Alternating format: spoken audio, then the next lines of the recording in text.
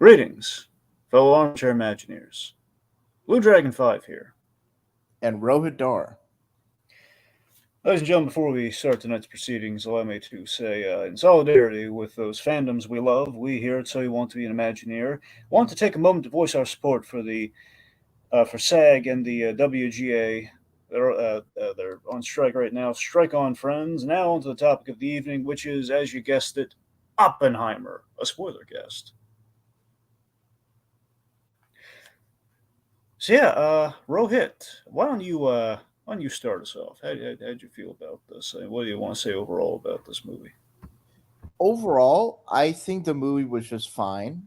I There are some components that really work well, but as on the whole, I think there is just a section of the movie that kind of drags it down and precludes it from me really feeling, you know, overly satisfied with the way things turn out. I think the highlights of the movie is definitely Killian Murphy as J. Robin uh, J. Robin Oppenheimer, um, Matt Damon as General Gross, and just the overall tension with the Trinity test, and just the way that certain scenes have kind of this specter of of paranoia and fear in regards to the nuclear arms race that would ensue after the atomic bomb is unleashed is really haunting, is really effective. And I think for the most part the cast is really good, and it's kind of, all there's a lot of noticeable faces, but I think for the most part there's no performance that feels out of place because the actor is too big for the role. I think everyone is well situated, well conducted. But I think there is a certain section of the film, that section being Louis Strauss's, testimony hearings in regards to try to take it away Oppenheimer's security clearance, and what that was being intended to do, and just kind of near the end of the movie in regards to how J. Oppenheimer deals with the whole accusations of him being a communist spy and all that. I felt detracted from what I feel was the main thematic thrust of this movie, which was a man who made a weapon that ended all wars, and realizing sort of the severe consequences of that weapon on the human psyche, especially his own. And I think that section was very much seemed like more of a different film that would have been done by a different director. And I think Nolan, his strengths and in terms of his interest and the way he approached the subject matter and the other parts of the movie that really worked well for me felt resonant. It felt very much aligned with Nolan's ideas, with Nolan's perspective on the atomic bomb and Oppenheimer. But this particular section, I feel like, detracted from that point, and as a whole, I think it just became less of a solid, unified piece. And I feel like if that section was taken out or cut down, and there's more focus on the, you know, eternalizing the impact that the atomic bomb would have upon the world, I think would have made this film more resonant. It's not a bad movie. I don't think it's Nolan's worst, but it's certainly not among his best. And I think ultimately, with the 3 hour runtime, with how much that particular section I would care for takes up, I think this movie could have done with a lot of trimming. And with that section, I think this movie did not necessarily need to be a full 3 hours. And I think we can get more into the nitty gritty minutia of it when we go into the fuller discussion of the spoiler cast. Hmm. All right, so to talk about this movie, I need to tell you and everyone a story, brief story. So I was sold on. I'm sold on any Christopher Nolan film on principle. I mean, for Batman alone, but beyond that, just Christopher Nolan knows how to make a mean movie, and I've enjoyed so many of his works. I think I've seen all the Christopher Nolan movies except the following, because it's not easily available. But if I looked hard enough, I probably could find it. The point being, I like Nolan. I like what he does, and it waters wet. But I had personal investment in this one compared to any other Christopher Nolan, sans Batman, obviously, sans the Dark Knight trilogy. I had personal investment in this one. See, my grandfather, the guy, introduced me to all the film classics, like particularly the Universal classics, your Jaws, the Abbott and Costello films, et cetera, et cetera. He always he's always loved history and stuff like political corruption. He loves like the real life stories, especially biopics, and also like stuff like House of Cards. He loves that sort of stuff. So he's big old fan of history and events, real world events like this. So one of the movies he always he'd always recommend to me is Fat Man Little Boy, this movie that starred Paul Newman as General Groves. So essentially, is more from Groves' perspective, but essentially it's the same events of this film, the test and everything, just only no, committee hearings. There was an aftermath. Basically, the movie ends essentially with the bomb drop. Mhm. Essentially. Anyway, so here's it. My grandfather instantly hyped, insanely instantly hyped for this film. Like he would, he always glow to me about like YouTube, like he just discovered it. Essentially, be watching the trailer like crazy for this film, and be hyped it like so far. Like throughout this year, he's been saying like, "Hey, like, oh, we're absolutely going to see Oppenheimer." Like, yes, of course we're going to see Oppenheimer. I haven't gotten this man to a movie theater since Toy Story 3, so it's been 13 years. Okay, he does not get hyped like this Mhm. for movies. This is a big deal for me. So unfortunately, the week this thing came out, he was under the weather.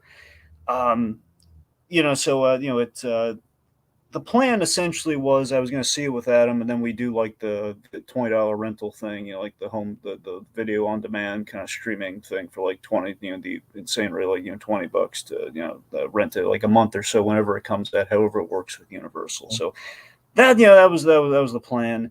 So the Sunday of its release, the first week Oppenheimer comes out. It's about so not this past Sunday, but Sunday before. So Sunday of its release, I'm gonna go see it. But I did not end up seeing the film because he passed on that morning.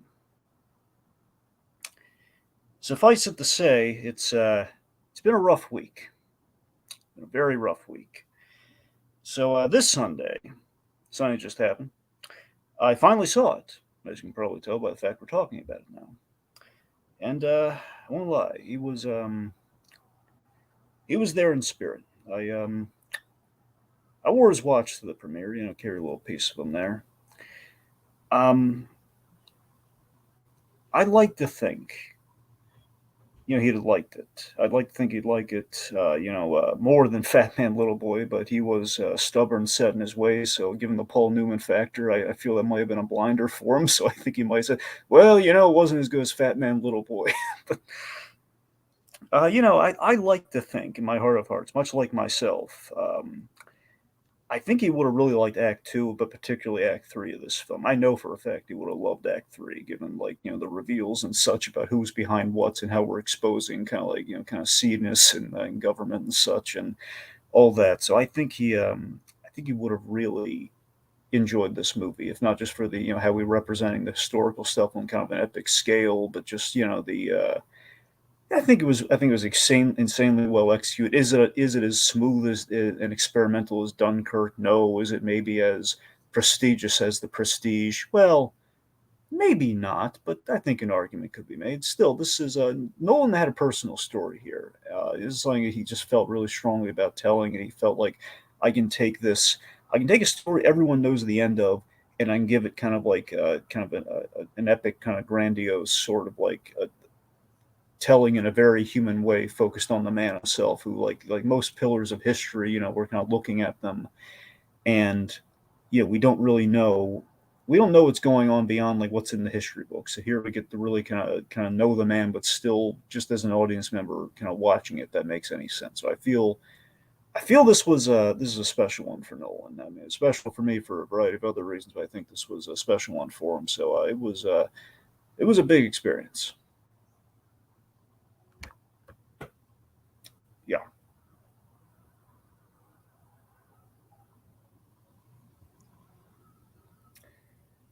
So I guess we should transition into the movie then. What in regards to the beginning of the movie, I it was really interesting how the movie characterized Oppenheimer from the start. The sort of I think the way I kind of think of it, I think back to sort of Russell Crowe's performance in A Beautiful Mind, where there's this kind of like overtaking of the senses, this like feeling that there's this person in terms of their intelligence is just so far ahead of everyone else. It's kind of like it's sort of like a religious experience, for lack of a better word. I think the way like the movie intercuts like scenes of just like Oppenheimer just laying in his bed or just kind of moseying around just in his mind and like images of the atom splitting or just sort of electrons and neurons and all that stuff. I think was really an, a great way to start the film because it's it centralizes the focus on Oppenheimer's greatest, attribute and greatest flaw that he is so he is so far ahead and thinks about what it can be possible. But the problem is that he doesn't couple that, at least not as strongly or not as initial or not as promptly as what should be possible. And the fact that there's the whole scene about him poisoning his tutor's apple, there is a certain interesting subtext about Oppenheimer's disposition of being a self-destructive individual extending towards his greatest invention. And that's kind of just a really great piece of character work that's based on real history. Yeah, so the Apple thing isn't an embellishment, right? It isn't. That's what I thought. So that's the thing that when I brought Fat Man a Little Boy, it's that in watching that movie, if you look at it, apparently after I saw it, I kind of looked into it a little bit, and it's lauded for being very, very embellished and inaccurate in places. Mm-hmm. Compared to the real events, which seemingly on this the Apple, I kind of cocked an eyebrow in the movie, but then I realized like that's too specific to just be made up. That has to be, yeah, it's got to be real This life. is in real life. Like I think Oppenheimer's parents had to pay like a lot of money to school to prevent him from being like suspended or whatever. No, I mean, yeah, because like I that think makes because sense given what we saw. I mean, yeah, yeah, and I think there's something to be said about having that scene in there. 'Cause it's not just for like it's not a random thing to be. I think there's something to be said about Oppenheimer having this like well, it showcases the moral compass of Oppenheimer. The fact that he had a moment there's a potential for danger with Oppenheimer, and there's also guilt. There's guilt for the ramifications of something bad that might happen, and then he does all he can to try and prevent and it. But it was very much teetering on. It could have been too late, and it could have could have killed And someone. the thing is, it's like for a guy who's like as brilliant as he is, it's like that is a very instinctual kind of like not hot headed but very temperamental thing to do. Mm-hmm. And considering how smart he is, it's kind of sort of scary to think about because like you because for in light of the atomic bomb and the whole debates that have been around its implementation and impact upon the world, there is some morbid undertones of a man that has that kind of disposition and having the tones he has, like what else could he have been capable of beyond just the atomic bomb? And the fact that the atomic bomb had such an impact upon, you know, Japan and America and all that stuff, it really sets the tone for kind of the haunting, foreboding feeling of building this bomb that as time goes by and we get closer to the dropping of it, there is this kind of like tension is like, okay, we made this weapon and are we damning the world to something worse It's a beyond? big moment when they realize the ramifications of if this thing like ignites like the atmosphere. Essentially, that's game over, and this could be just from the test of said bomb. Yeah, but it's interesting that at the beginning, like, I mean, this is based on historical fact, but like the the reasoning for Oppenheimer to make the atomic bomb is because it all stems from and maybe in this Oppenheimer, it could be him characterizing Einstein as being sort of the at fault party, but not you know maybe it's him directing his guilt or whatnot. But the fact that Albert Einstein wrote a letter to FDR citing the potential of atomic physics and what that could mean for warfare, and that sets the Nazis off, Germany to do their thing.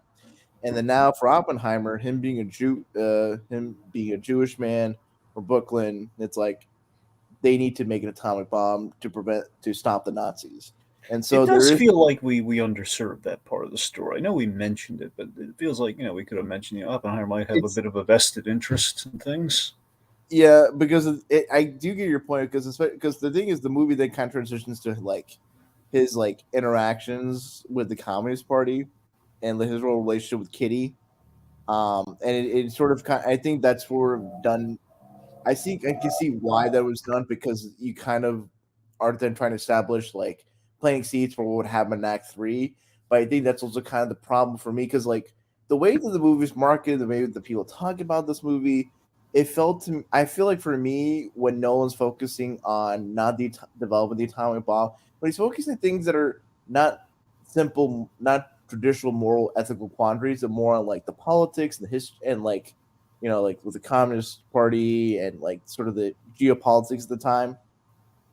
I think they're interesting things in and of themselves, but I feel like they detract from the main focus of the movie, in my view, which is like, what is the moral, what is the moral judgment upon a man who stops all wars, but stops all wars by basically having a trigger that could destroy the entire planet Yeah. if left untethered. His And well, I think we'll put you know, a. I think we should probably put a pin in it. But when we get to like towards kind of the stuff that happens toward the third act when he's essentially in the hot seat, I think that's kind of his. That's kind of us seeing the response of that. That's kind of like a judgment in terms of like how he's responding to everything. I get that. I think when we get more near the end, I kind of have my specific thoughts about how that could have been better executed. I So uh, I think in regards to the Communist Party stuff, it was for like specifically Florence Pugh's character's Kitty.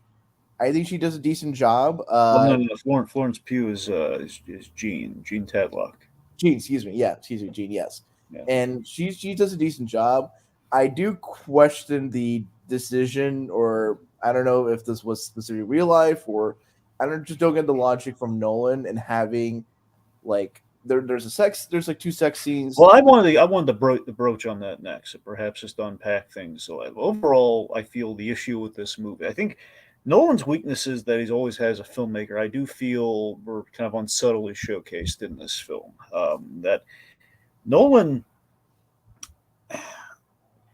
the things that Nolan struggles with, I've always felt he struggled with, at least with very, very few exceptions, is the complexity of human relationships. Not like human characterization, but like a relationship between two people in a romantic sense, and also just in general women. I mean, if you look at Nolan's female characters, I mean, there are a lot of them are like they serve the plot, but we don't really get to know who they are, and we, They're not as fleshed out or as well characterized as yeah, the male counterparts.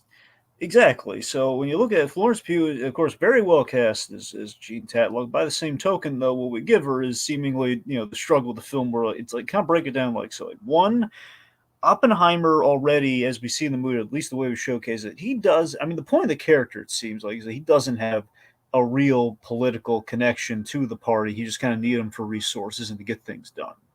And everyone he knew that he had significant relationships with, like his brother and Gene, happened to be members of the Communist Party, at least at some juncture in their life. So it was kind of like it wasn't like a choice to be associated with him, but obviously would burn him years later. Oppenheimer, I think the way he had that one monologue or one conversation where it's like, I'm intellectually curious is kind of the gist Yeah. of it. And so like he approached, communism and so those ideas not really as like a true believer, but more just like as someone that like if he's reading all these different books like the Bhagavad Gita or just like different cultures and all that, he approaches like political ideologies and philosophies in that same regard. But that's the thing. I guess when I look at it here, it's that these things aren't really.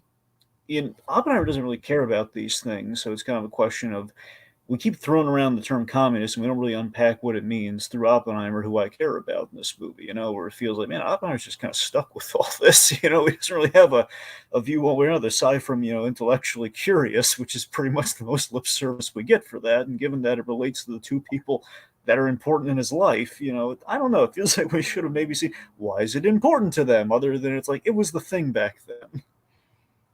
I mean, in Oppenheimer real life was like sternly left leaning, and especially was reflected that one quote that he gave to like General Groves or the U.S. military. It's like, what do we do with the lands? Like, give it back to the Mohicans or the Indian tribe, and it's like, Yeah, I love that was a great moment, which we'll anyway. but yeah, it doesn't like Oppenheimer. I think Nolan, and I feel like Nolan knew the strength of what was interesting about Oppenheimer. And I remember an interview he had with this French, I think out like this French guy that I think does movies and TV coverage, and he had this interesting thing about like for Oppenheimer, it was the man like Oppenheimer wasn't just like a smart scientist. He was just a really well read guy. He like read he yeah, he can speak multiple languages.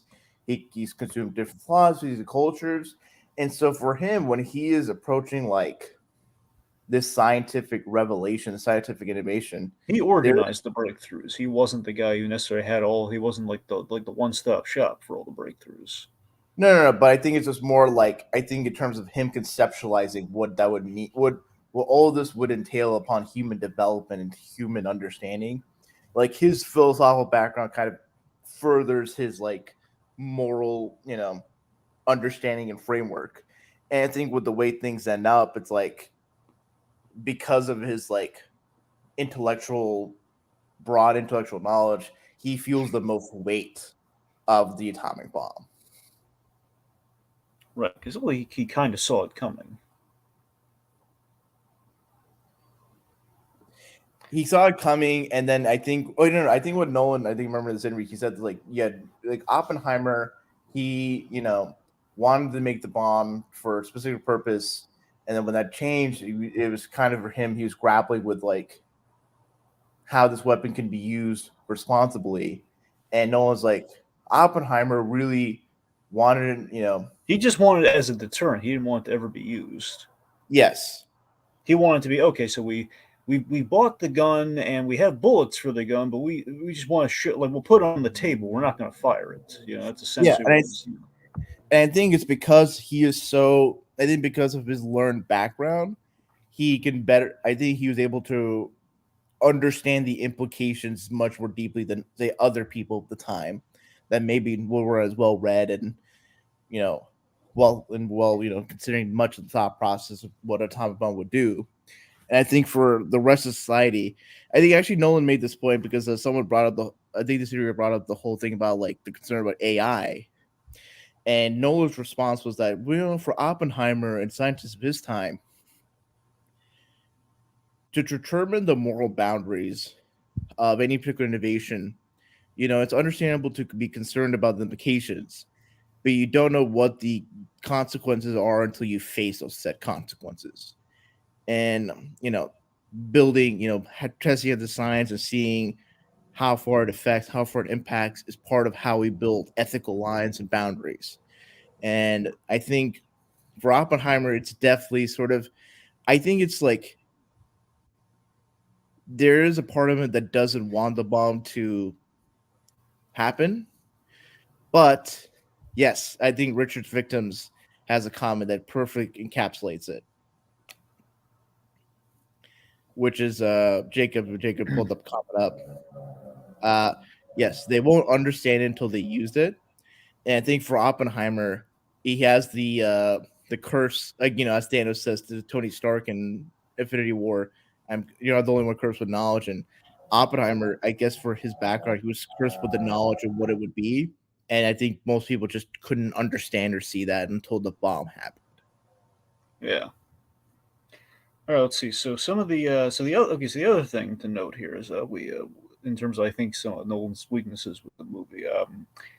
Weird stuff like with Gene Tadlock, where it's like, "Don't bring me flowers," where it's like, yeah, well, yeah, she keeps calling him out of the blue and bringing him over, despite always turning him away. And he says, "I'll always be." Well, we see why he really likes this girl. That's the physical sense, I have to say, he's like, I mean, I think that's kind of to the whole point about like Oppenheimer being a self-destructive individual. I think him being attracted to someone that's like not the most put together, for lack of a better way of saying it. mm-hmm. I think that's kind of his thing. Is like even if he's as intelligent as he is, he's still a mortal man with sins and Right. foibles. Okay, so the third thing, which bleeds into all of this, but particularly the second thing. So again, it feels like for some reason Nolan wanted to kind of up the ante and get experimental and do stuff he hasn't done before. Be my rationale here is that he wanted to, for some reason Nolan wanted to try out a sex scene, and he just led to some really. Let me give you, here's the perfect comparison I have for how random the sex scene in this movie was. I mean, Mhm. just we have, it's like you've seen, have you seen the movie Munich that Steven Spielberg did? No, I did not. Okay, Munich essentially ends, like not the last scene of the movie, but it's like the penultimate scene in the movie, where our hero, the Eric Bana character, I'm blanking on the actual guy, it's a biopic, so I'm blanking on the actual guy's name, but essentially that character, he returns to his wife, and they make love, and essentially while they're doing that, he's looking to where the audience is, and where the audience is, he's like seeing, he's flashing back to the big tragedy that happened at Munich, with the hostage crisis and everything going down really south. But it's like the most ill-timed, like, really, we're doing that while we're doing this. Like, what's the correlation? It feels like very awkward. I And I mean, without having seen the movie, I kind of understand where Spielberg is going for, because in light of what I understand, what I know of the movie and what I know of the history of it, it's like I think there's something to. I think for Spielberg, he's trying to make the point, and maybe it may not be as well executed as it was, because sex scenes are, there's always going to be a little bit of awkwardness with the sex scene in a movie. true, So I think what Spielberg was trying to get at in Munich, at least from what you told me, what I'm trying to rationalize, but what understanding I have is that, like, for Eric Banner's character, just the simple act of making love or just being intimate with another person, he's just not really there because he's so, you know, entrapped and so defined by this tragedy that led him and possibly to the other people that are involved in said operation, and they're just kind of hollowed out or marred by the acts that they had to do to avenge their people. I mean, And maybe, but as crass as it is to say, there was no impotence in that performance. there was what?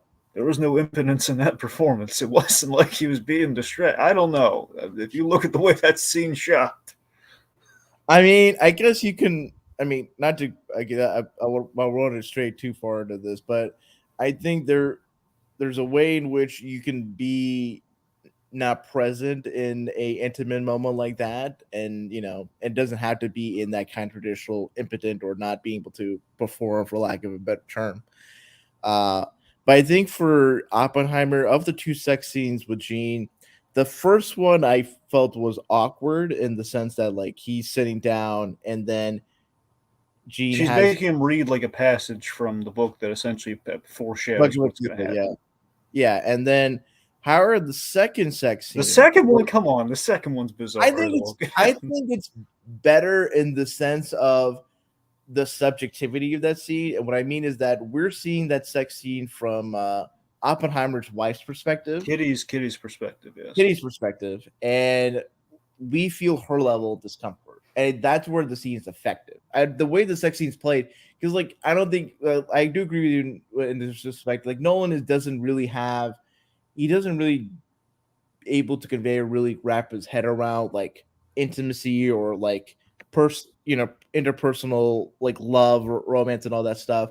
And so the way that the scene was shot, it's like, oh, this is kind of how Nolan would shoot a sex scene in a way that would work in his sensibilities, which is like a woman who is imagining the worst of what her husband did and just kind of internalizing that level of humiliation and frustration. I So also that, think I that think, works that way. something that doesn't help that either is the fact that with the way Nolan jumps around narratively at times, I think now in real life, if memory serves, I believe and this isn't Fat Man Lobo, so I can't really fully fact check it and how inaccurate that movie is, but because I think originally I was going to go and completely clean Oppenheimer, but again, with the events that happened, I felt very guilty for never having watched Fat Man Little Boy, so I watched it before seeing the movie. So the point being, I'm going to assume that in real life, he was having I believe he was in the movie. It portrays that he was having an affair with Jean Tatlock while he was married. Now, in this movie, in our Nolan film here, because we jump around so much, it's a little hard to tell what's if that was happening while he was with his wife, which I believe it was. I'm just saying it felt a little just because of the way our structure works. It felt like okay, this is when he saw her before he met his wife because he kind of Yeah, jumps in that in the I letter, so it's a little hard to tell I mentioned this to officially. Kiki when he and I talked about Oppenheimer, and I made the point to him, and I'll make the point to you is that I feel like this movie could have been better served being done linearly Hmm. because I I mean, don't think that. I can. Here's the thing. Here's where it loses me in terms of the structure. Mhm, So having the two things like look at Better Call Saul for example. Better Call Saul is a very simple distinction. You have black and white stuff, which is the Gene stuff, which is set after Breaking Bad. Then we have all of our usual color stuff that is in the past. It's the prequel era of Better Call Saul. And in this movie, you have essentially three to technically four narratives, but let's just focus on the three. You have mhm, Strauss at the Senate hearing. You have Oppenheimer essentially. I don't want to say today because I know we jumped forward very briefly at the end. But let's just say essentially today, concurrently, where Oppenheimer is at the security credential, mhm. security passage, security clearance. Sorry, Security clearance security stuff, yeah. security clearance hearing, and then we have just kind of basically Oppenheimer's past, which includes everything to the bomb, the Yeah. construction, and everything. So those are your three stories. Now, I think the fact that we have Oppenheimer today in color, that's where things get a little muddied. Where it's like, okay, in fact, we're jumping the past with the bomb, and then essentially this is the aftermath of the bomb. But then Strauss fits in there somewhere because we also have that fourth thing, which is that dinner table scene, which is also being spliced in there all over the place, and it's going to be important for the later Strauss scene. That's where I think Nolan got too ambitious with the. That's where he got really ambitious with things because now I'm unsure of like when the Strauss thing exactly takes place, and I shouldn't have to think too hard about that because I think the Strauss thing's the most up to date. I think. Yeah, it's just kind of it's a movie could be just I think it would have been much more cleaner if the Strauss stuff was like combined with the Senate with the like the Strauss one was cut a lot Mhm. to like just the minimum needed that related to Oppenheimer directly or had Oppenheimer mentioned directly, and then the set and like the hearing itself was black and white. Yeah. And like anything, I mean, it should be anything after the war is everything after the bomb drops, black and white. See, that would have Everything been before, simpler. yeah, because anything, there's kind of a thematic, implication where it's like, oh, sort of the world's innocence or color is kind of lost and Yeah. everything's kind of dark, after the atomic bomb was dropped. Sure. Exactly. Also, one other thing with Nolan the relationships, and we'll just jump to all the others. So mainly like the project itself, I suppose. So Emily Blunt, of course, good actress. Casting her as Kitty, we again, it feels like Nolan has a character who is like on her face. Again, we have like a flawed character. I don't mean that in the bad way. So we have a flawed wife. Has a I think she has a great payoff in Act Three. The idea she's fighting for her husband even when he won't fight for himself because that guilt and the whole martyr thing. At least the way it's kind of defined by everyone. So that's all that's great with her. But again, so that's like Nolan working from a plot standpoint, from a writing standpoint. Nolan's like having a grand old time there. But then you have the thing of like let's kick poor Oppie while he's down. He's got a sad drunk wife. I think I get there's an inkling as to a reason why she's so unhappy. He's a workaholic husband obsessed with his work. I mean, that we kind of can gather that, but it's like why does she do this? Why is she upset? I mean, My again, the whole understanding, the affair thing's jumping around in time. Like, is there an affair going? That's really hurting her feelings. I can't really tell. She seems really my miserable. my understanding is that post the war with Oppenheimer kind of feel like being haunted by the guilt of making the atomic bomb and the way he's kind of spoken about it. It's like the I think the implication was is that like, oh, Oppenheimer's just kind of being tarred and feathered for Mm. just expressing some level of guilt. And I think the implicate I think this could have been maybe more spelled out, but from my takeaway was that like her like by being Oppenheimer's wife, she's also tarred and feathered by association. And in that time, it's like for women, that didn't have prominent roles or weren't as strong were independent of their husbands. Things that didn't go over the husband, the wife would have to just kind of just suffer that reputational consequences. And I think the fact that for Oppenheimer, I think she was just so saddened by Oppenheimer just being like Sisyphus, by being literally Prometheus, Mhm. having his guts ripped out, and like maybe for Kitty, she could have probably felt that like it was right that the atomic bomb could have been dropped, or she might have been angry that Oppenheimer just couldn't be able to handle the pressures of being responsible for creating the atomic Well, bomb. that's the thing, Rohit. All that is great. All that Yeah, tracks and makes sense, but all that's in the aftermath. I'm talking about like when they're building the bomb. She's a drunkard and a bad mother. That's the thing I'm having issues with. Like we don't see where it all went wrong there. yeah, it's not especially in that it's not especially spelled out, Yeah. and no, I think part of. I mean, I felt Like, I'm like not saying it's not entirely there, but I'm just saying there's a lot of inferencing going on there where it feels like, man, we just kind of wasted Emily Blunt until the third act, it feels. I think it doesn't help that like for the bulk of the movie when it's focused on Los Alamos stuff, like the wife is not necessarily in the picture because Yeah, of just Oppenheimer, the scientist. yeah. So I think the fact that there is like I guess what I'm saying is just kind of like that Nolan pattern. He still hasn't shaken himself from that pattern. I wonder if Nolan's ever gonna. I think the real challenge for Nolan at some point. I'm not trying to get on a soapbox or anything. I'm just like genuinely kind of thinking out loud here. Is given Nolan's going to run the gambit on things. He did mention one movie he was going to make that sounds amazing to me, but I don't think it's ever going to get made. The Howard Hughes movie, which I would have starred Jim Carrey, which I am so down for that. I don't know. I feel like after the Aviator, it's like I feel like you just invite too many comparisons with that. That's true, but if anyone's gonna take a stab at it and actually be able to say something with them, plus they had Jim Carrey in the role, and you'd have like the bon vivant kind of fun side of Howard Hughes, but also like the scary kind of manic side of Howard Hughes. You know, manic's No, probably sorry, manic's not the right word. I don't know. Just the point being, you have like the persnickety version. I don't know. you would have for the highs and lows of Howard Hughes. My I point is, if think anyone's going to bring Jim Carrey back to the potential prominence that he's shown in stuff like Kidding and kind of the stuff of the past, I think Nolan might.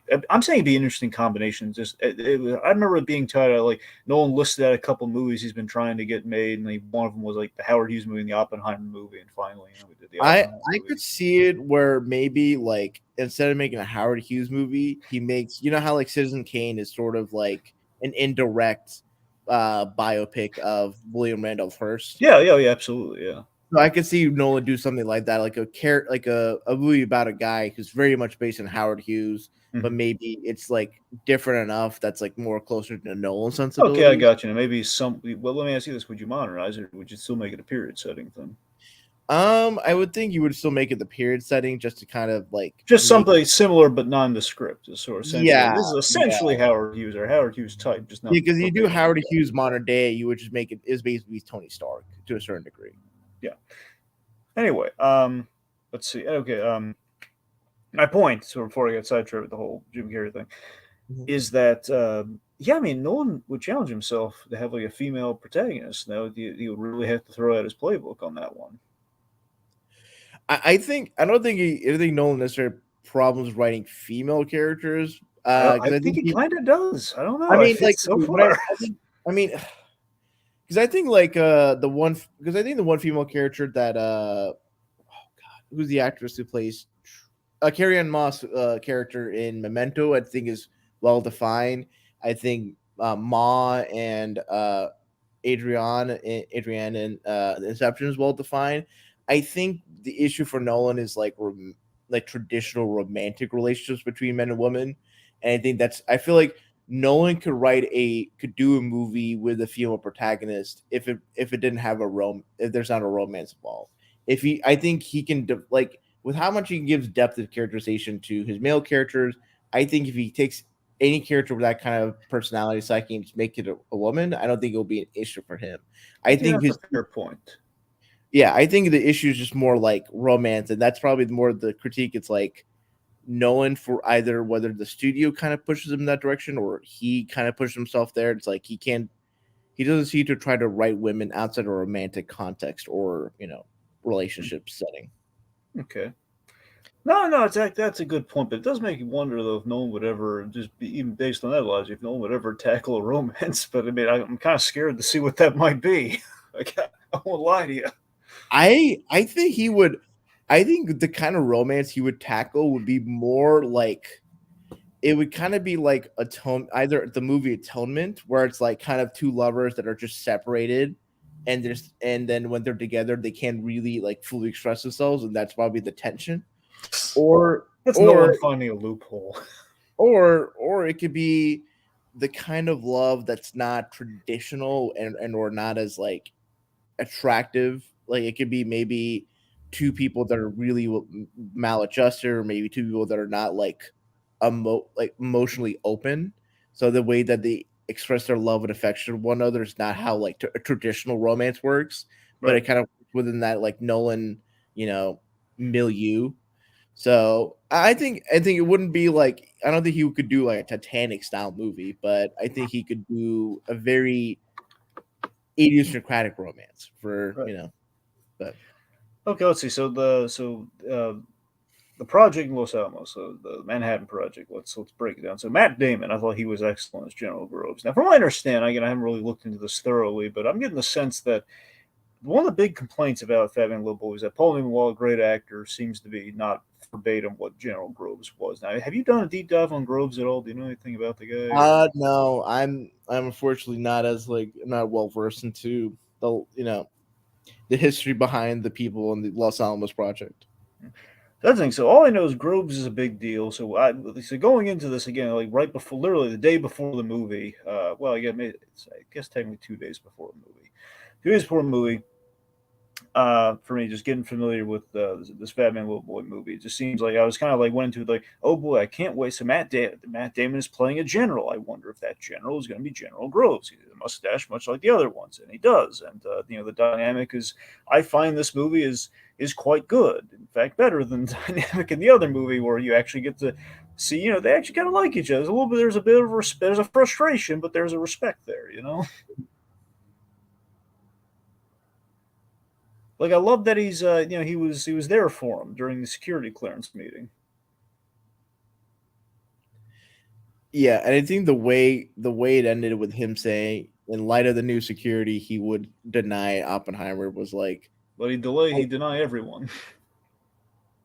yeah, no, and I think and Oppenheimer, whether he felt guilty and kind of in his way felt, what I feel like for me, I think Oppenheimer, it's kind of not to sort of try to might dilute or make an like off kilter comparison. But I think to the back to like in the comics for Thanos, like when he lost the Infinity Gauntlet, when he lost all that power, the logic that's provided in the story was that he felt that he wasn't worthy of said power, and felt that him losing the power was justified. It should be rightly punished for that and And all that that's stuff. how Killian Murphy became the Scarecrow.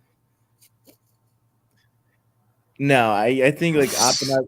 I think Cillian Murphy just does a really good job in conveying that sense of fatality. That I think should be present in Oppenheimer as a character, especially after the war, where him being tarred and feather and not really putting much of a fight.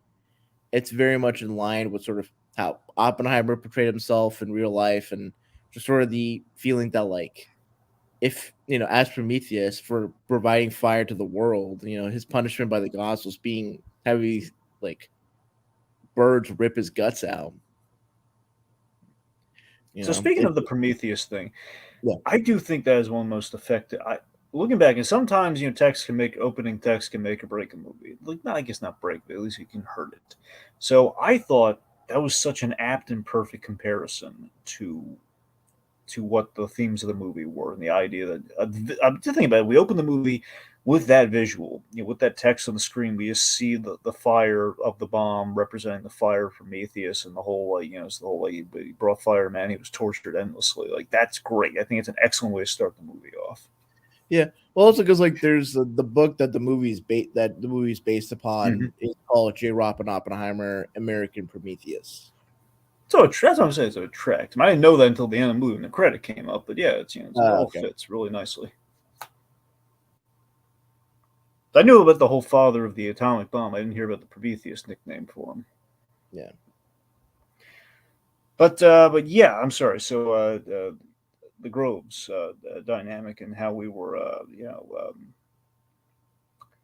he showed him a little bit of sympathy there. He kind of took the edge off there in the meeting, which was a nice gesture. And it's I love the near zero scene. I like how he set it up too in the movie, where he's kind of given this quote from a scientist. He's going to present this to him, and later on, like literally right as they're about to do the test, he says like, "Well, there was this calculation that it might have ignited and set the whole world."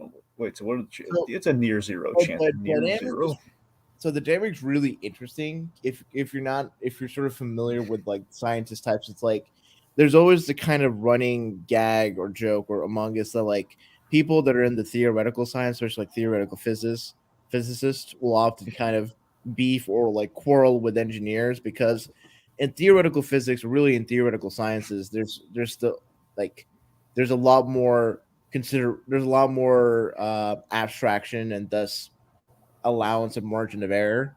Whereas in the applied sciences, specifically in engineering, because people's lives are implicated by what things you engineer and create, there has to be like precision and specificity towards minimizing the the chance of life being lost and having that kind of level of focus and level of tangibility. And I think the way that considering that General Groves like studying engineering and this has entering your mind. So the way he interacted with Oppenheimer about the near zero thing, that's like very much a dynamic that is often very much a conversation that theoretical physicists would have with an engineer and the quarrel between the two, because engineers focus upon you know the value of life implicated and and making sure that the things that are created are specific and tangible in a way that you know can be beneficial to humanity. Whereas for theoretical scientists, especially theoretical physicists, is kind of just more the theory, obviously, and just more like what is possible. And the human part of the equation isn't as much considered. Not necessarily out of malice, but just because it's you know big ideas. Yeah.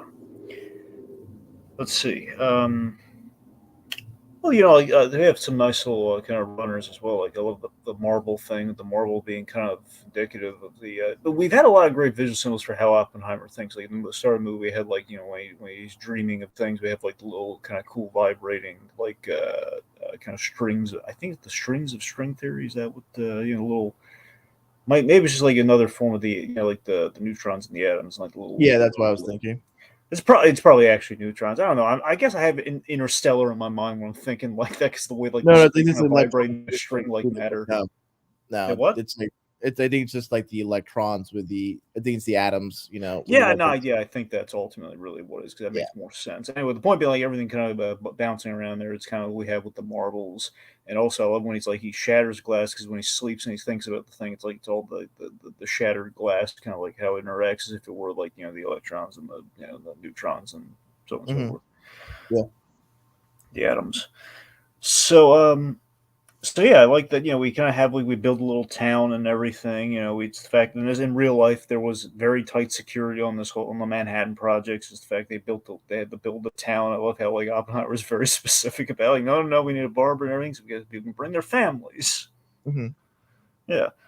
So again, overall, just to piggyback of what you're saying, Rose. Again, it's kind of the dynamic Manhattan Project. It's kind of science and war to a degree. It's the struggle for Oppenheimer to balance these two things, because he's essentially he's a creative. He's not a strategist. Again, he's crafting the bomb. He's not about pushing the button necessarily or deciding when to push the button, which of course is going to lead to a lot of like the kind of the transitive guilt that he's going to feel. No, and just going back briefly to the near zero scene, I remember Nolan in that same interview with the French interviewer mentioned about how for scientists, people in real life when you hear it's like, oh, there's like a 1% chance of like an airplane that you're on falling down, like people are kind of scared.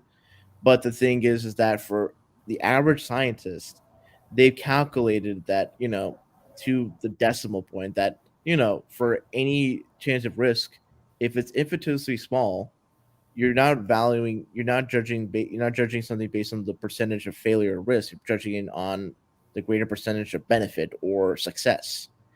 And I think for Oppenheimer, that's just kind of he's conveying sort of the scientific view about risk and benefit analysis, which I think was, really interesting to contrast to how he feels about the atomic bomb when it's implemented and the more moral benefits and costs.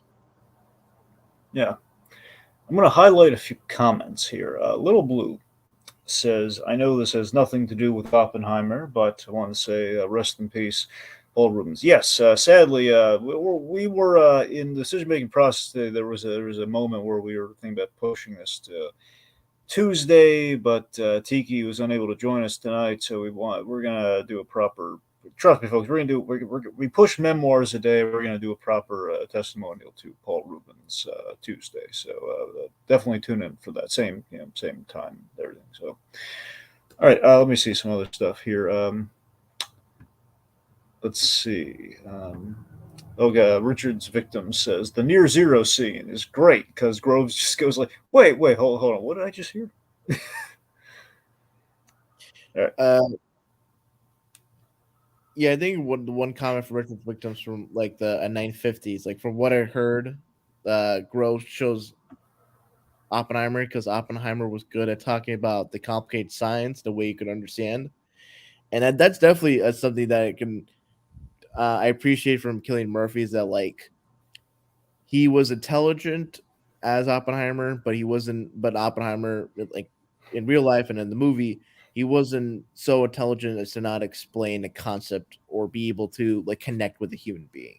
And I think that that's sort of the important thing because I feel like a lesser director would have Oppenheimer be more of like a recluse and not really emotionally connected or interacting with people.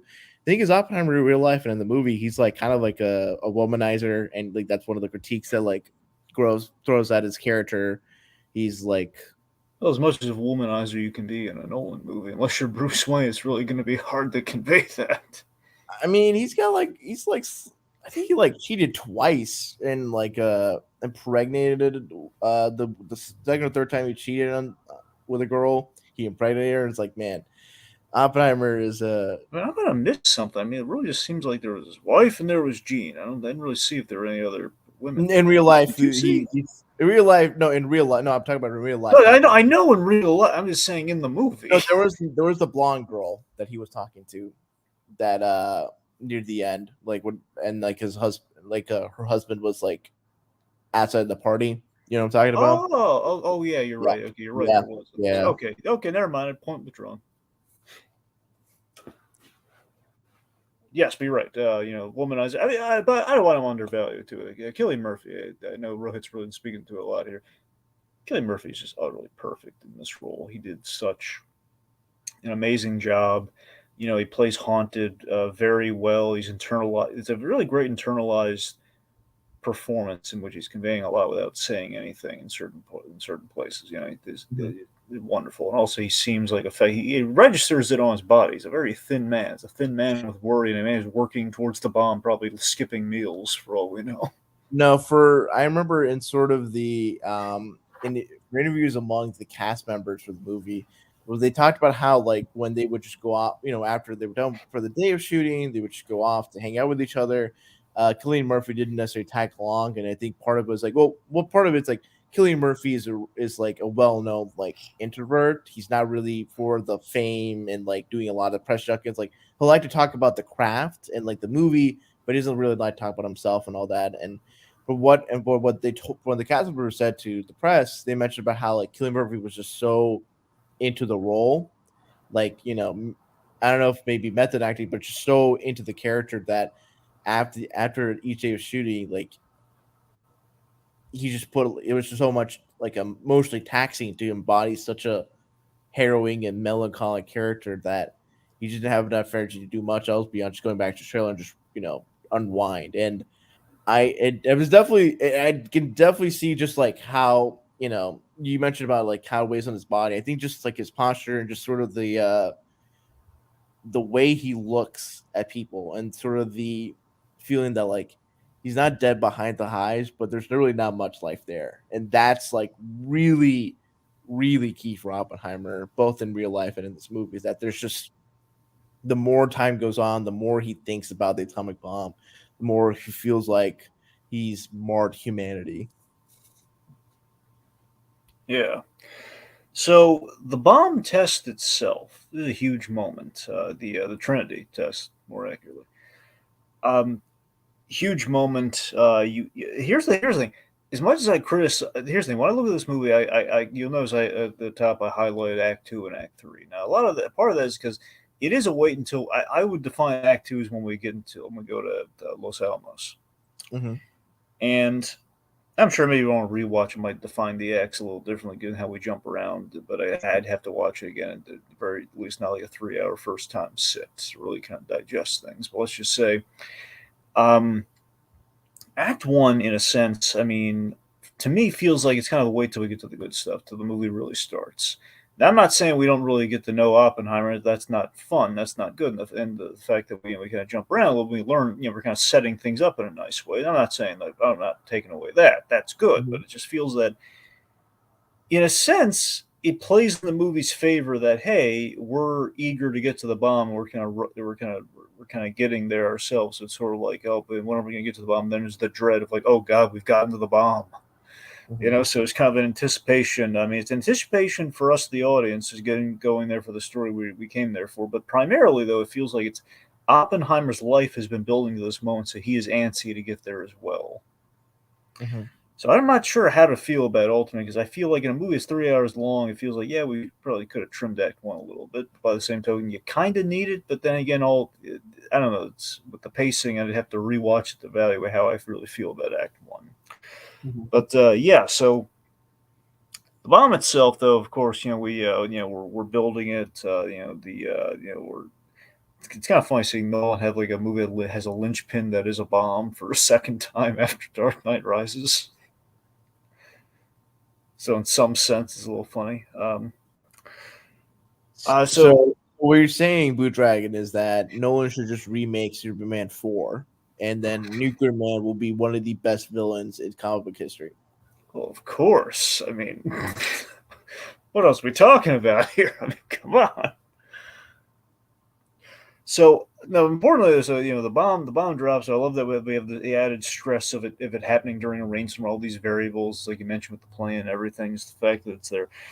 It's they have this like nefarious plans for the bomb, or like motivating. Like, no, we have to do this test today. The president demands we do this test today, and that basically the idea that this juncture. This is a real thing with the bomb is that the war essentially was ramping down, as in Mm-hmm. like we spent all this time building the bomb in this project. It feels like okay, well, we build the bomb as a deterrent, and if we need it, we'll whip out that card just in case anyone tries something funny. But then like the higher ups are like, no, we got to mic drop this thing. Literally, we got to do like an explosive mic drop to end the war, make sure everyone knows we're a force to be reckoned with, and basically the only power that's left is the Germans are on their heels, be the Japanese, and we got to shut them down. There is a lot of kind of kind of question of like, would the Japanese, just seeing the writing on the wall, would they've stopped on their own? Mm-hmm. Had they, in this movie, really gets into this in an interesting way. If the Japanese were warned properly, like, hey, we have a secret weapon. Well, no, sorry, we have a weapon on full in the spirit of full disclosure. You guys should know we have this dangerous weapon.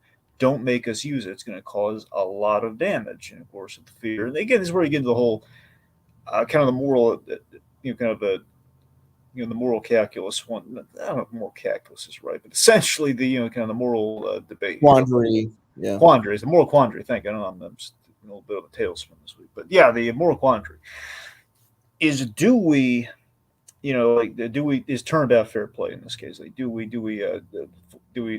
have the spirit of full disclosure on this way here, or will they prepare and just come up with something worse? They will do their worst before we actually have time to drop the bomb. Or like, will they evacuate the whole place, et cetera, et cetera? So you kind of see the argument as far as strategy goes. By the same token, though, it is very brutal and is adding additional pressure. Like, let's just see if the thing even works.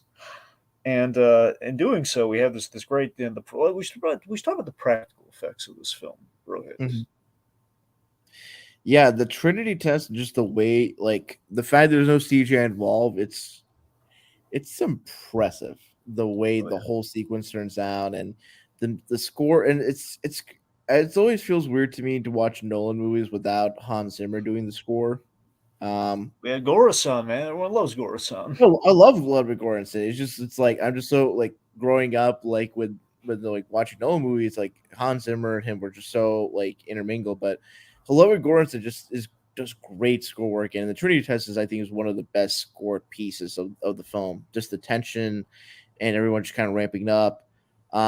You see a lot of the fun, side characters played by actors, like Josh Peck, Benny Safdie, Olivia Thirlby, um, all of them just setting up and putting their goggles on and just seeing that mushroom cloud form.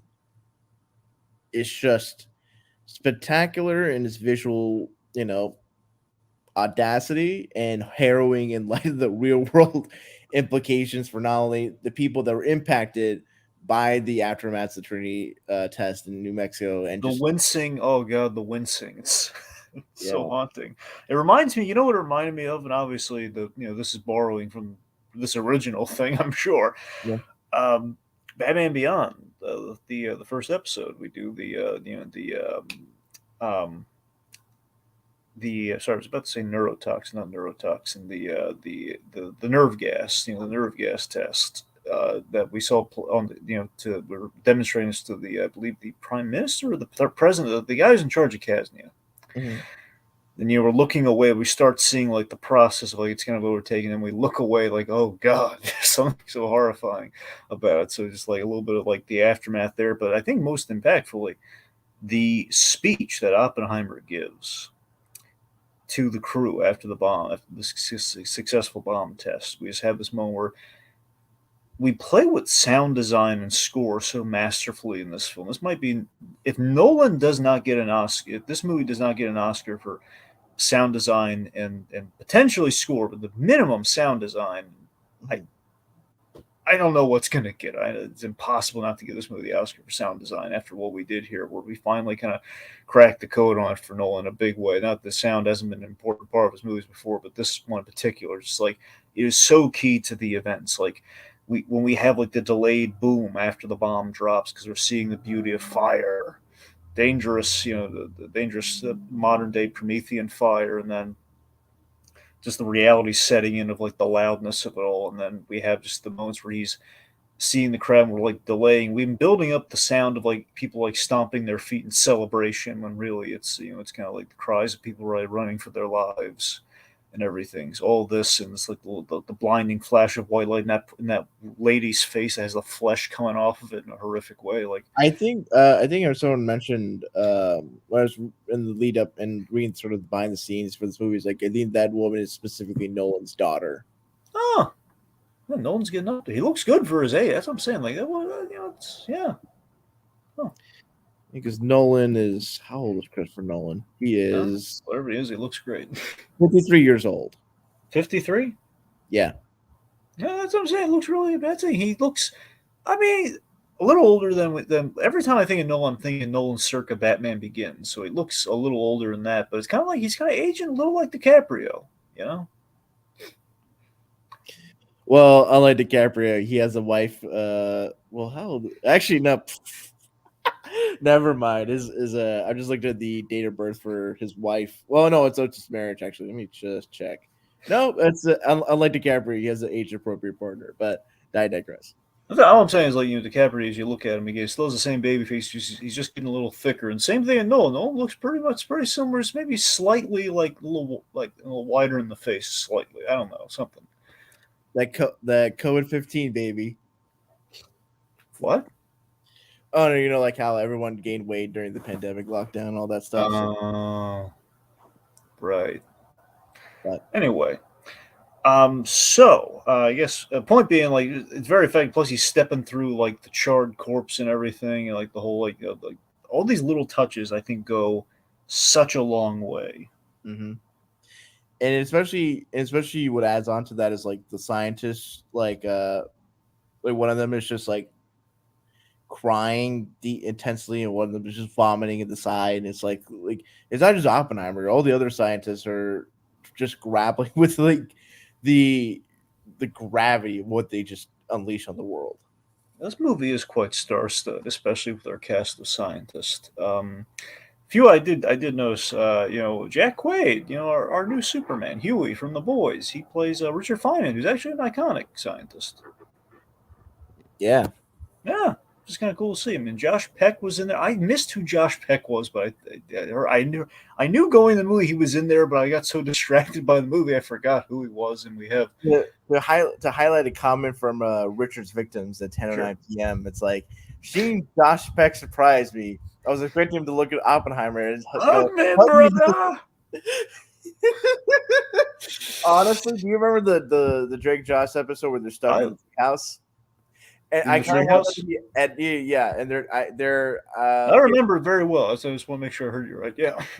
Imagine if that episode was edited or that scene was edited. It's like, did you Drake? Did you remember that the Trinity test was going to happen?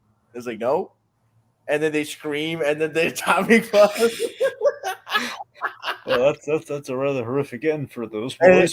And you see Megan in the background with goggles. Boobs. What boobs? Oh man. Good. Anyway, let's see. All right, let's see. Sorry, Beyond the Drake. Oh, one of the Safdie brothers. A lot of directors getting work. No one's employing a lot of directors, it seems, these days. Like, hey, Kenneth Branagh, why don't you come in? Why don't you do a few scenes for me? Then there's David Krumholtz, who I know from 10 Things I Hate About You and that one procedural show, Numbers. He was in it. He's good in it. Yeah.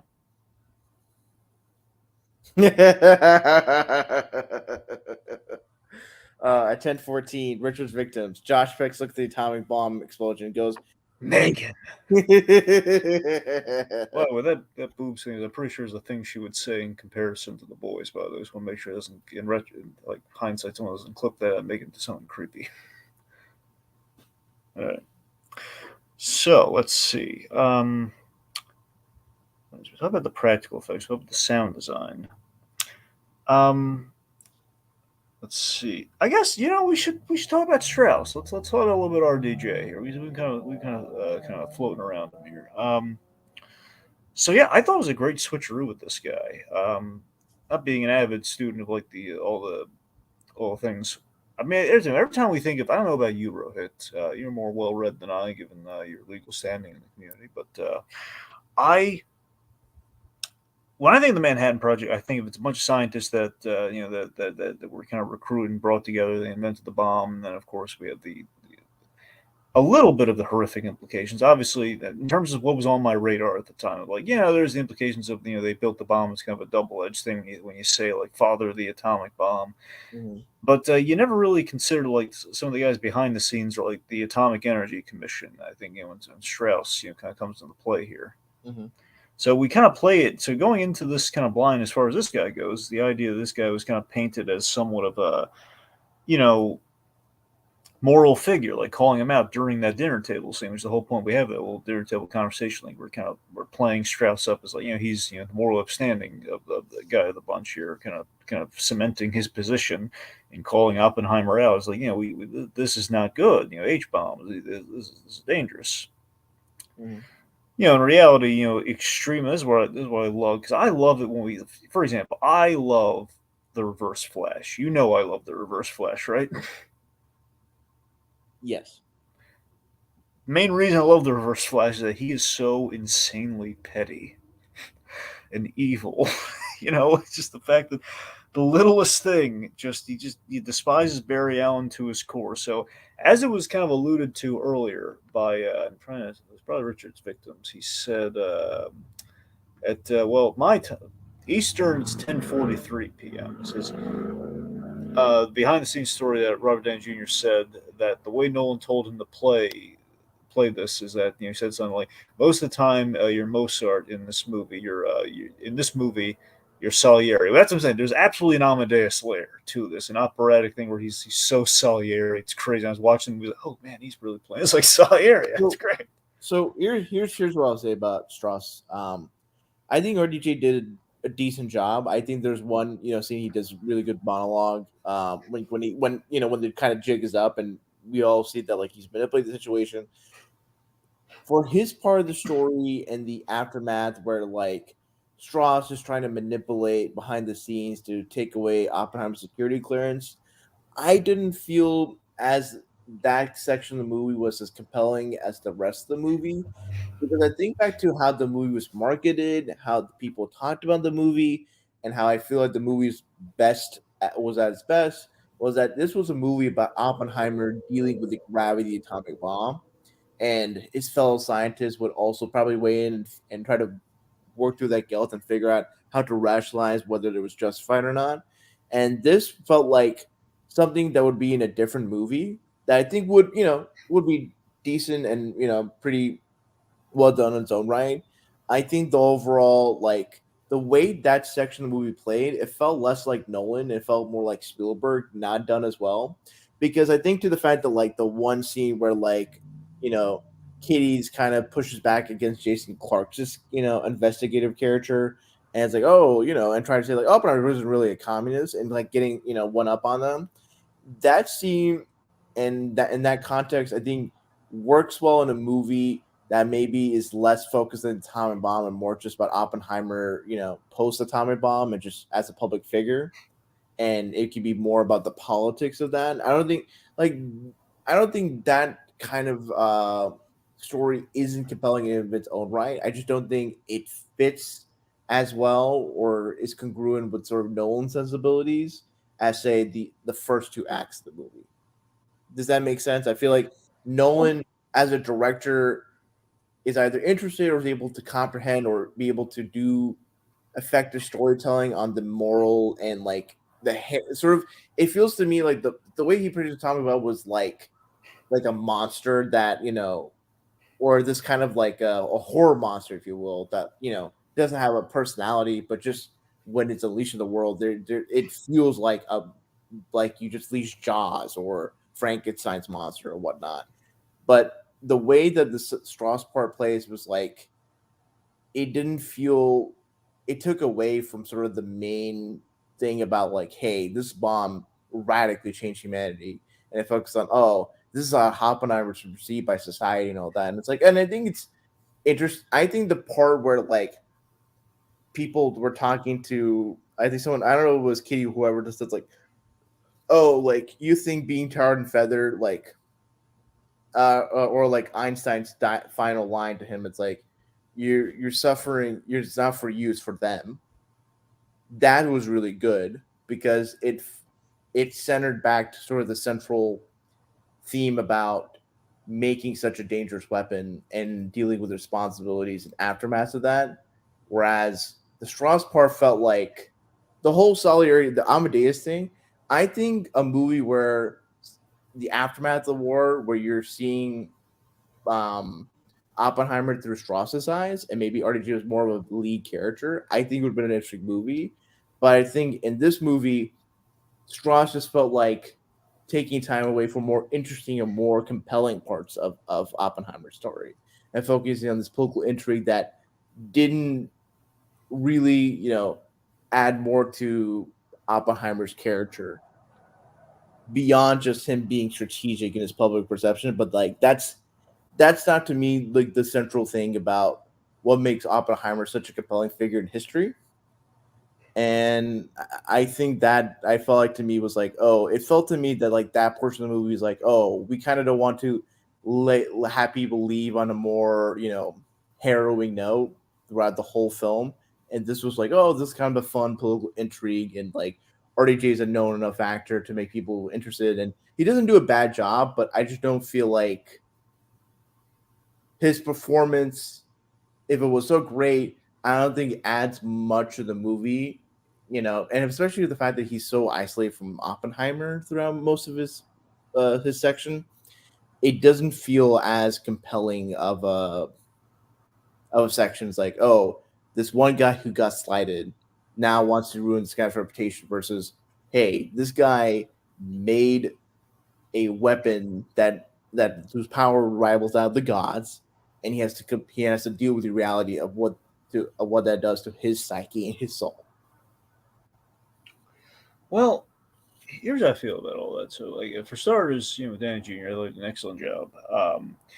He, I think, on some level, I don't know how much this is intentional or not, but part of me just wonders, like, how much of this is just kind of the tongue-in-cheek thing of like, hey, we've casted essentially Tony Stark as the Oppenheimer figure, and he's also answering to a Senate like a Senate subcommittee sort of thing, kind of like we did in the Oppenheimer Man too. I think there's a little bit of the whole nuclear deterrent thing. I don't know. It's there is kind of because the thing is, it's like there like in both the comics and in the MCU, like Iron Man is sort of like he's kind of Oppenheimer meets Howard Hughes. Yeah.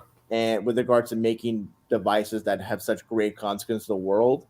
And also in the first Iron Man, we remember like Tony Stark mentions to Christine Everhart that like his dad worked on the Manhattan Project. No, I know, that's what I'm saying. Yeah, so I love that there's like a lot of I like to think there is a tongue-in-cheek thing, and I think, but I think for overall, like I think if you want to do Mozart and Salieri, the Amadeus dynamic, you don't make that like a subplot or a third or an act of a film. You make that. Well, I'm getting there, bro. Yeah, all right.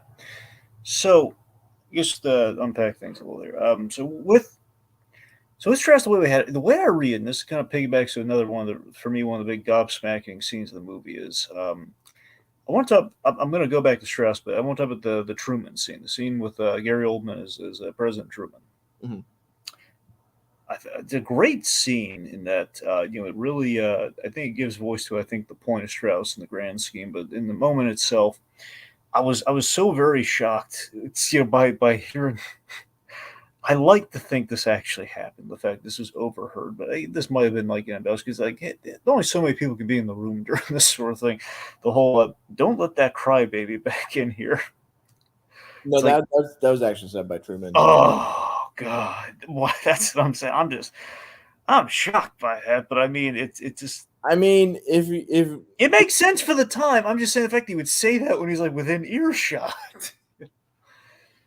That's not my major point with the importance of that scene, just something for me personally, but it's the fact that the important part of that scene is like when he says like he kind of tries initially to be cordial and try to usher him out. Like, I launched that bomb. It's like the idea of a president with an agenda, the whole thing. Like, hey, don't give the town back to the Indians. We want you, Native Americans, but back then Indians. We want you to keep the town open, build a bigger one for the Russians. Like that's Oppenheimer realizing in that moment that, oh God, the arms race has started. And I've done this. The very direct effort. They're asking me to keep it going and build bomb after bomb, ad infinitum here. Practically, he's kind of seeing the end game here. Mm-hmm. And it's the fact that this man has the president, the highest power in the nation, has no guilt, and he just says yeah, I pushed the button, I'd push it again. Yes, you blood's not on your hands, it's on my hands. It's not about you, it's about bigger things. And that so in conjunction with that, the fact that these higher powers that are making decisions with essentially Oppenheimer's baby here is very destructive baby. We have James Remar, wonderful actor, him as a Secretary of War. Now, I just love the scene that where he basically saying okay, here's a list of the bombing targets in Japan, but don't do Kyoto. We had our honeymoon there. It's rather nice and important to the Japanese people. Don't do Kyoto. So it's the fact that these little mundane, either mundane in the case of the Kyoto thing, or is these men with egos, with the Matt Damon, it all kind of reminds me of Ford versus Ferrari. The whole reason that one of my favorite things about that movie, and the whole reason that story exists, they insulted Ford. It was an ego trip. It's Ferrari said, Ford, he has little ugly cars. I don't, he's a fat old man with little ugly cars. And that's kind of started that whole feud. It started war, essentially. So the fact that we have it's the bomb versus the finger that pushes the button. And with the finger that pushes the button in conjunction with the men who make the rules and kind of push the paper in Washington and everything, and the fact that it's these guys who hold the keys of the kingdom. So with that level of the political intrigue, that's where I think Strauss, that's where I'm seeing the importance. These are the guys that kind of made Oppenheimer's life a nightmare after the war with the feelings of guilt. He can't go to anyone and kind of responsibly do essentially gun control for the nukes. Essentially, he can't really do that. effectively, because you have these guys who are making the rules and are making decisions based on whims or jealousy or just like egos. And I Mhm. think Strauss gives good voice to that in just the fact that he had such a petty vendetta. The gobsman, he had such a long con of revenge for tearing this guy down, seeing the weakness of humanity that he had. Like, no, this guy feels guilty for it. Well, fine, he wants to be a martyr. I'm gonna make him a martyr in most painful ways possible. I'm gonna take away security clearance, mark him as a commie, Mhm. and just gonna take all that from him. Mhm. So I don't know. That's where I found the strength of him to really be in terms of why even though you're right, we don't spend a lot of time with Strauss, but the fact that when we get to Act Three, particularly, again, admittedly, when we do that dinner table thing, that's where I think we do lose momentum with Strauss, and that's where kind of other screen time definitely could have been spent elsewhere. I feel like the third act could have been more of the security hearing, Yeah, and then I think Jason Clarke's character was really well done, and I feel like the third act should have been him like like the scene where he's just yelling at Oppenheimer is like you made the bomb, and then afterwards you feel guilty about it. What's going like that? I think is like much more of a focus upon like is Oppenheimer really being genuine about his feelings, or is he just kind of like playing to the like if he's just insincere or not. And I think the right. fact that like kind of like the nuclear fallout, the sounds of it trigger him, that's where um I think that's really would have been most effective rather than Strauss. I think Strauss could have been fine in the margins, but I think like I see your point. I just don't feel like the movie conveyed that, and like nobody confronted up like Strauss or made it clear to them. It's like, or it didn't feel like to me that Strauss was just being ignorant about the impact of the war. I feel like the third act of the movie kind of vents it like it feels like Well, after the I'm saying he's representative he's of represented, but yeah, I wish that was more explicit or that someone touched upon that particular his act. comeuppance, I think, rings the bell quite well. At the very least, even separate from the points that I'm trying to make here, that you think you're making far better than I, Mr. Attorney General. So, kidding. Is that I love the comeuppance where Alden Ehrenreich's character tells the Strauss character, like maybe they were, the fact that the Einstein slight, the fact that, man, why didn't Einstein, like, just kind of brush me off like that? Scientists hate me and everything, or it's like, maybe they're talking about something more important than you egomaniac. Mhm. I know. I love that. I just I kind of love that we put kind of his, his maliciousness on display. We go the full Salieri, and in this case, we let the press have at him. And I love that with Rami Malek. Nolan had like he's got a great actor in his chamber here, and you're thinking, man, we just gave Rami Malek. I figured they were gonna do something big with him because like you just keep slapping the pen out of his out of his hands Mhm. throughout the movie. He's like, we gotta. Nolan's. I hope this is gonna be like an Amsterdam thing where we kind of have a great actor and we kind of waste him. But yeah, we kind of use him as the secret weapon The, ultimately. the way that was executed, it felt sort of like an unintentional gag where it's Yeah, like this guy just doesn't say anything. And I was like, when he talks, oh, he's gonna just talk like in a weird voice. It's like, oh no, he just sounds like regular Rami Malek. yeah.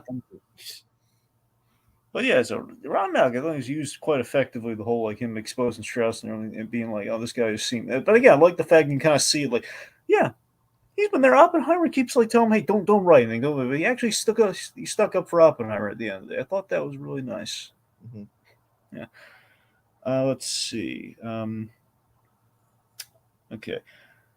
Um. Sorry, just trying to. Oh yeah, here's what I was going to get at. Yeah. So with my attorney general kind of thing I threw out there, I was trying to transition to Rohit. How do you feel about kind of our stuff where we're doing like kind of a kangaroo hearing versus like a kangaroo court sort of thing here, like what do you think about the legal precedence of the events that went on between the committee, but more so like that little closed room security revoking hearing? I mean, full disclosure, I'm not familiar with sort of like because the thing is that this is not like a legal setting. This Yeah, is that's the thing. It's on the fringes, so yeah, this is like more. I feel like someone who's maybe more well versed in like national security law or just like general government clearance would kind of speak to it. But yeah, the way that this hearing is structured, so like in a traditional like legal hearing, rules of evidence will be followed. And so what that means for rules of evidence is this is more of a brief educational and less of a critique of it because liberties with source with fiction and also this was not a typical legal hearing. So for a typical legal hearing, Oppenheimer's attorney would have access to evidence beforehand. They would have if there was a formal judge before the actual hearing would commence. The judge would make rulings upon which evidence would be admissible or not based upon the relevant rule of evidence. And then once the hearing starts, is then there's no surprise witnesses, there's no surprise evidence. It's all kind of a formal, with what's been allowed. Point A, this, point B, this, point C, that. So the government hearing, in of itself, it's a different beast because the purpose, at least is that the movie conveys, the purpose of this government hearing is that you are not trying to, impose a particular punishment or trying or like seek money. It's more of an administrative thing. There is a specific act in the United States called the Administrative Procedures Act. I don't know if internal government hearings regarding security clearances follow the same things, but for in general, if there's like if there's an agency that provides a particular benefit, or let us say or like employs certain people, and if a certain person that's laid off or a certain person that loses a particular benefit or service from said agency and they want to contest it, there is an administrative process that said agency has to comply in depriving said person of their benefit or entitlement or take or their or said person of their job, and there's a formal process of hearing. So for the government hearing, but also this was in the late 40s or early 50s, so it's been like 70 or 80 years has passed since then, and developments in the law and the culture in regards to like due process and all that stuff. So, in line of the hearing, it was certainly not the most abiding, if not the letter of the law, then the spirit of the law in terms of due process for Oppenheimer. If in an ideal world there would be restrictions on what evidence would be provided, what things could be discussed about in regards to there would be a discussion about what would be the standard in determining, you know, whether or not to deprive or continue on with Oppenheimer's clearance. But, I'm not familiar with that kind of particular area of the law, so I'm just telling you what would be typical in a legal hearing and to contrast that with this kind of hearing where government clearances have specific objectives, specific ways of gathering evidence, specific determinations of weighing said evidence against the person. Yeah, I mean, yeah, I mean, as I'm saying, I love just he was so on his they were so on their heels during that, and I like how it was kind of a subversion of the usual. Like again, it's been made very clear. No, guys, this is not a courtroom drama sort of thing right here. Again, we're calling out all the familiar things, but because of our poor attorney here, representation is like on his heels of like, oh god, I can't use any of the usual tricks of the trade here, and my guy's like he's dying here. Mm-hmm. Yeah. Yeah, and then Richard's victim's point is like this was also a corrupt thing from the start. So the normal, yeah. So the rules, Exactly. The fact that Strauss put all these guys in this room. yeah, yeah. The thing is, I feel like if Strauss hadn't get involved, I feel like Oppenheimer would still had a security clearance taken away. Maybe not at that time, but later on, because eventually Oppenheimer's just going to be would not be useful. Because probably at that point there's going to be other atomic scientists that won't blab their mouths against the atomic bomb, and then at that point, like Oppenheimer would just kind of be more and more of a recluse in society. So, but because of Salieri, because of Strauss's ego, he expedited that process. Yeah, yeah. So again, because it's and no one does this all the time, where we have like an important scene, we revisit and we recontextualize it once we have the rest of the information. The Einstein scene. Mm-hmm. So I mean, little shades of from the Prestige, little some shades of Nikola Tesla. We had David Bowie playing Tesla, kind of a real life scientist. In that movie, and it's an effective kind of meet and greet that we have now.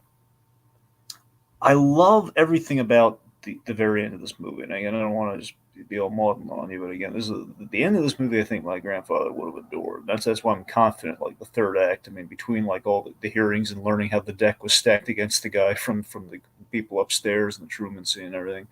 This scene in particular feels like this is like the moral implications hidden in a really effective way. Just the fact that um, again, as Richard Victims said earlier, maybe they were just talking about something more important than you. I mean, it's Einstein, the father of the atomic bomb guy.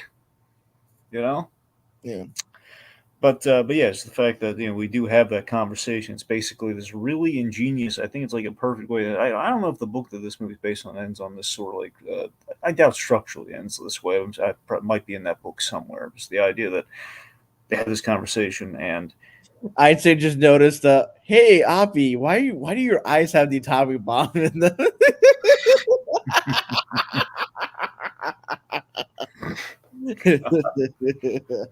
yeah, I can't see anything but death. But yeah, it's the fact that he realized he's destroyed the world, just not instantly. I think that's a genius way of ending the movie. The fact that like he did in fact destroy the world as it was kind of prognosticated with the whole the near zero chance, but it definitely it happened, but in an unconventional way. Just the fact that eventually what will happen and everything. Just I don't know, it's really effective, really solid. Again, it's kind of Nolan, like like kind of like the quote Kevin Smith, this effing credits moment of like, yeah, it's like wonderful. I mean, let's go through the comments, but I think we're kind of at the end of the mushroom cloud here. Let's see, anything catch your eye, Rohit? 10:22 p.m. Richard's Victims. I think Strauss should have been played by Jim Carrey. Honestly, based on just the people that Nolan's worked with in the past, I feel like I think the actor that comes to mind that should have played Strauss. I'm trying to think of the name of the actor because it's at the tip of my tongue. Is that the guy from the boardroom of Wayne Enterprises? That not Rucker Hauer because he's passed, obviously, but I mean like the guy. Matthew Modine. No, not Matthew Modine. He's in this movie, but no, Yeah. not Modine. He's the okay. Do you remember? I'm trying to. Okay, I think it's in Batman Begins. He really has like a line. He's in all three of them technically, but I'm blanking on the character's name. But the actor is I guess it's this Thomas Wayne. What he would have thought of this? Oh, that guy. Yeah, that guy, Mr. Earl, like about to take over. But yeah, that guy, he's they put we draw a gun on him in Dark Knight Rises, so he's starting to kill members of the board. That guy might have done it. Yeah, I think probably. I think he's a good actor. He's a good actor. I've seen other things. I was blanking on. I would have been interested in Christian Bale playing Strauss because I think he would have had a very because I think like Christian Bale, I think would have been able to play up the sort of obliviousness of Strauss and not considering the atomic bomb in a way that like I think RDJ was just. I think the way they play RDJ, I mean, it's not necessarily his fault, but I think it just kind of made him more like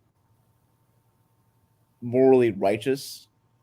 Whereas I feel like if you want to convey your point, Blue Dragon, about like they're just being oblivious, I felt like Christian Bale could have played a Strauss that maybe would have been a little bit more flippant and like been like Truman, where he just kind of like makes fun of Oppenheimer or just like, oh, these like Japanese blah blah blah. Like he would have been a little bit more dismissive of like the impact of the bomb and focus more on like the important thing in his mind is just discrediting Oppenheimer. The callousness, I think, is what I think Christian Bale could have portrayed a more callous Strauss than RDJ would. I mean, it's kind of hard for me to imagine Downey Jr. not in this role for this movie. But I mean, again, if you're gonna look for like next best thing, I mean, Christian Bale. Yeah, it would have been a Batman Begins reunion. Yeah, I know. Plus, of course, sorry, I'm sure, like a lot of people probably know the fact that Cillian Murphy, he was up for Batman. There's a chance he might have gotten it. In fact, he auditioned for it. I know he psyched himself out with something, but he wanted that role. He auditioned for it, and he got Scarecrow. Thank goodness. But it's the fact that he and Bale, there's Maybe a little tension there deep down. I don't know. I don't know. I think Cillian Murphy as an actor, He's moved past it. I'm not saying he's actually holding I anything. mean, but just as a brief aside, I think Cillian Murphy he can do the like. I think he could do like a 30s era like detective Batman that's a little bit more in the shadows. Yeah. I think to pray trade more are closer to more classic traditional Batman. I don't think he could do that because I know the like I think like Cillian Murphy is an attractive, is a handsome guy and all that stuff, but I don't think he has that kind of playboy swagger that I think Christian Bale like plates to the 10th degree. And I Did think you see the test footage? Did you see the audition? no, it's not that sort of him doing Batman, but like it's not No, just I mean of him as Bruce Wayne, like him like in the oh suit no, doing did he was he actually doing like a party the actually did like a Bruce Wayne test? Well, yeah, I don't think it was the part. It wasn't the party scene, but it was like him just like in basically as Bruce Wayne is kind of doing the audition. I believe they did that, and I don't know if they've shown the footage of him in the suit, but they've shown him like just as essentially auditioning as Bruce Wayne. Yeah, Okay, was he doing like kind of like a Playboy shtick, or was it I more? believe. So. I mean, I believe so. I mean, you'd have to. He was. I think he was doing like a quip or something. You'd have to look into it to be sure. But I mean, it's been a while since I've seen it because it was in that Yeah, Dark Knight documentary they did I, way I back. think I think what part of it helps. I think why Christian probably gets the edge for me versus Killian because I think Christian Bale he had like Patrick Bateman, and Patrick Bateman, if you kind of stand the edges really thoroughly, he kind of does play like the a more disaffected Bruce Wayne persona, and I think it's probably easier to link that like. I definitely think he drew from Patrick Bateman, but made it PG-13, and then that's how he played Bruce Wayne. Definitely have to check out Cillian Murphy's performance. Yeah, I think Richard's Victims. I definitely would have agreed that Killian Batman would be closer to Pattinson than the Bale Batman. Yeah. Let's see. Rich Victims also says, Dragon, you create an obsession in me to see Jim Carrey in a Nolan film. I hope you're happy. Yeah, I'm rather pleased with myself with that, actually. Yeah. Yeah, let's put that. There's thing. You know, Again, no one know. Richard, sorry, as Richard Victim is kind of like, it's got me thinking about Rohit, you never saw Kidding, right? You never watched it? no, I saw the trailer for it. I've seen clips of it, but I never actually like watched like the entire show. Listen, his performance in that show is just utterly wonderful. Oh my god, it's so good. That's what I'm saying. Like because of that, it's like Jim Carrey needs a comeback. He's still got gas in the tank, man. We just got to get a good director on. Honestly, like Nolan would be cool, but I feel like someone a little bit more off kilter would be interesting, like Yorgos Lanthimos, Darren Aronofsky, the Safdie brothers or Paul Thomas Anderson. No one if I feel like I think you need in order to you need to kind of lead into Carrie's like manic nature in a way that's kind of like off-putting. And I feel like Mm. those directors could lead into that. Nolan is kind of more like not necessarily pristine, but more streamlined and more calculated and cerebral. So I feel like actors that are kind of on that same wavelength can really do well in his movies. It's true, but I love the fact that Nolan of all people, because there's always this thing with Nolan where now, ever since Tenant, I think a lot of people's eyes were open to. There is a pomposity with Nolan. I mean, look, Nolan's got a lot of talent. He can back up any check that he writes. And I mean that financial sense. I mean in terms of skills and talent and everything. But it's just the fact that you know it's the fact that Nolan likes put out there Jim Carrey in this movie versus like saying hey you should do like the fact that he would have considered them and the fact that it's kind of Nolan with an open mind to that sort of stuff versus like you think like no I never cast like a comedy guy in my lead role. I'd never like do this or I do that or If it's the fact that if he were to pick a comedy guy, I kind of feel like it'd be more Will Forte, considering Nolan's a huge fan of MacGruber. that's what I'm saying. I like the fact that I like when we humanize Nolan with stuff like that because like Nolan is in danger at times of like being kind of like more like bigger than life to a degree. Almost like it's almost like Not a kind of bit a like Hitchcockian sort of he's thing. more he's more cold and then I think Nolan is not really he's kind of like a warm guy when you interview him, but like That's what I'm saying. He's warmly when you see him like sit down for an interview. Otherwise, he's Stanley Kubrick, which is terrifying. but I think like I know I think you mentioned about how he's a big fan of Talladega Nights, and I'm trying to imagine him casting either Will Ferrell or John C. Reilly, and it would just I think there's I feel like the kind of comedic actor that could work well in a Nolan movie is someone who's a little bit more dry. Let's say Bob Odenkirk. Bob Odenkirk is a little bit more like the RDJ kind of quippiness, and he kind of wanted to be pared down a bit. But I think someone that's a little bit more like, I think you kind of need like a British guy, a British comedian that's like more dry humor. Because I think you think any actually, you know what? Nathan Fielder from Nathan for You would be perfect in a Nolan movie. Because I think the humor would kind of work well in that kind of environment. If you ever see Nathan for You in Comedy Central or The Rehearsal on Max, his humor is just like the right level of off kilterness that could serve well in a Nolan film. But either way, Anyway. yeah. All right, so I think that'll about do it. So I guess just in closing, well, we finally found up at Oppenheimer.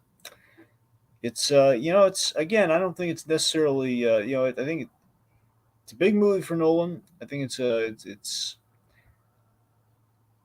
I think the Barbenheimer thing has definitely done a bit of a number on it in terms of what it could have done. I think a lot of focus has been kind of. It's fine. Let me mention this too. When I saw it Sunday, I did notice like the AMC I went to, like on the front of the doors, like they were really into the Barbenheimer. Like someone painted like on one side of the door Barbie, and on the other side like with the bee and like Ken, like a little cartoon of Ken and Barbie. Like this is like something that probably wasn't like sanctioned or official. Someone just did it at the theater. And on the flip side, you have Oppenheimer with the bomb behind him. In the middle, you have like Barbenheimer, like written down the middle of the door, so you just go into it. And inside, I saw people in pink and all the people and just people casually wearing pink, not the full, and not like our friend. We wanted to get Connor Nielsen on for this desperately. We did because Connor, sorry, not for Oppenheimer's and Jeff for the Barbie thing. Uh, he couldn't make it because Connor went there like fully decked out as Ken and everything. So it was a That's whole. awesome. I was desperately trying to make that happen, but we just could not get the Also, schedules to line up. just as a brief aside, Richard Victims really wants us to read his comment at 10:48 p.m. Central Time. Nathan Fielder is the Nolan comedy, so I see it. LOL. Oh man, you need to watch either of those. That I would just like to hear your reaction about them. But I think so. Barbenheimer, I think it coming out at the same time as Barbie has actually probably made this movie more profitable than it would have either otherwise had been if had it just been released in the summer or maybe even released in the fall during the Oscar season. I think the movie was lucky where it is because depending upon when the strike ends, promotion all that stuff. But that's neither here nor there. I think um, the movie when it works, it really works. But as the whole, I don't know if it's a movie that I wouldn't necessarily revisit to watch. I mean, it's 3 hours, so that's a big chunk of time to Well, commit. again, if you can watch it at home, you can fast forward to the good parts. The Florence Pugh parts, Dragon. No, come on, That's no. where you clip the booze comment, everyone. That's Uh, how you do oh, it. come on, don't do that. All right, everyone. Like, anyway, I meant the bomb. Not what Florence Pugh calls herself in the mirror, the bomb. Wow. Anyway, All right. So look in all seriousness though, Oppenheimer though again, look, it's not maybe not Nolan's like most like like gripping and spine tingling in terms of like most polished in terms of Dunkirk, but definitely effective, tremendously effective in places, and definitely Nolan just kind of again, I think Nolan challenging himself and pushing himself as he keeps tending to do, and I think we can all agree on one thing: it's a heck of a lot better than Tenet. I didn't see Tenant, but my friend who did, he definitely outright said that Oppenheimer is better than Tenet. So I mean, I guess that's a win in Nolan. So hopefully, as Nolan gets to make more movies in the future, he'll. I'd be very interested to see what his next movie. I think he'll probably do like another big sci-fi thing to kind of after Oppenheimer, and then do another period thing set in World War II. I'd be interested if he does a movie that's Tenet, Tenet, and All right, I'm trying. All right. it is more me, but I would be very interested. I would love to see a Nolan movie that focuses on the Russian side of World War II, because I think his like the way he approaches filmmaking kind of could add to like the ambiance of like the Russian side of especially with like Stalin, the Man of Steel, the cold, that would definitely be up his alley. Yeah. But Yeah, it would be. Well, I mean, it would be like a logical progression too, because you can only do World War II so many times. Like, well, literally just that's the thing. I like consider he did the British side of World War II with yeah. Dunkirk, the American side of World War II with the atomic bomb. It'd be Mm-hmm. interesting to see the Russian side of World War II from Nolan's perspective. That's a fair point. Well, of course, right now, political climates, I don't know how popular that movie would be, but I don't know. It's history, so. All right, so I want to thank the lovely folks for showing up. Of course, let me start with some guy named Rohith Dhar. I don't see him in the comments, but I think he's around somewhere. Oh, there you are. Thanks for showing up. Near zero. Is there a chance he'd show up? Let's see. Richard's victims and Jacob is running the stream and he's also in the comments. Yippee! There he is. All right, so thanks for showing up, folks, and good night and good luck.